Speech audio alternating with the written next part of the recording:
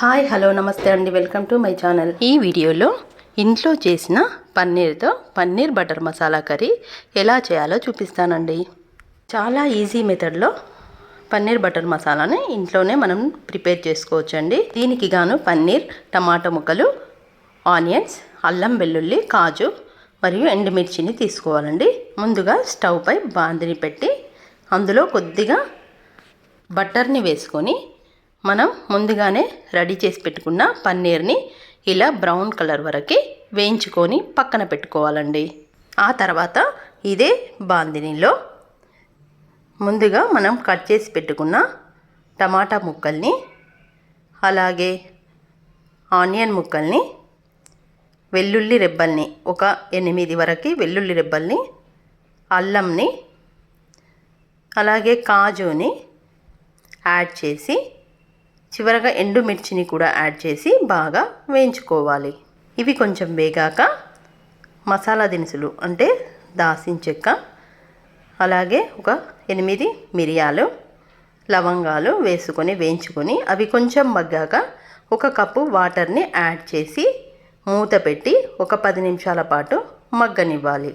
ఇలా ఒక 10 నిమిషాల పాటు మగ్గిన తర్వాత దీన్ని స్టవ్ ఆఫ్ చేసుకొని చల్లార పెట్టుకోవాలి. ఆ తర్వాత మిక్సీ జార్లోకి తీసుకొని మెత్తని పేస్ట్లా చేసుకొని పక్కన పెట్టుకోండి. స్టవ్ పై మరొక నాన్ స్టిక్ ప్యాన్ని తీసుకొని దానిలో కొద్దిగా ఆయిల్ని పోసుకొని ఈ ముందుగా మనం గ్రైండ్ చేసి పెట్టుకున్న ఈ పేస్ట్ మొత్తాన్ని వేసుకొని బాగా వేయించుకోవాలి.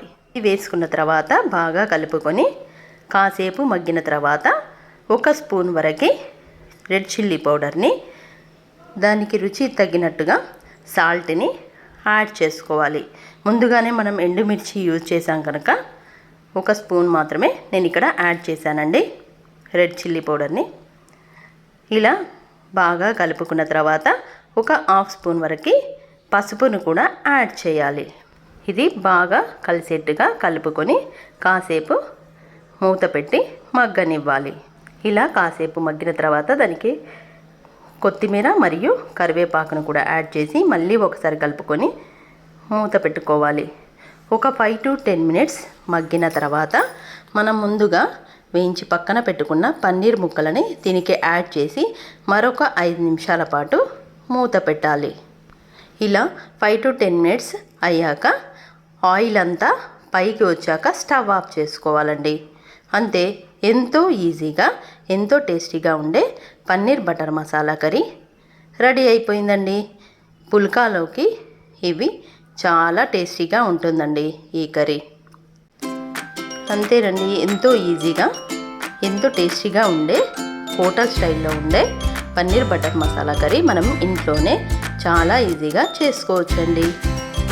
ఈ వీడియో కనుక మీకు నచ్చినట్లయితే please like, share and subscribe my channel. Thank you for watching.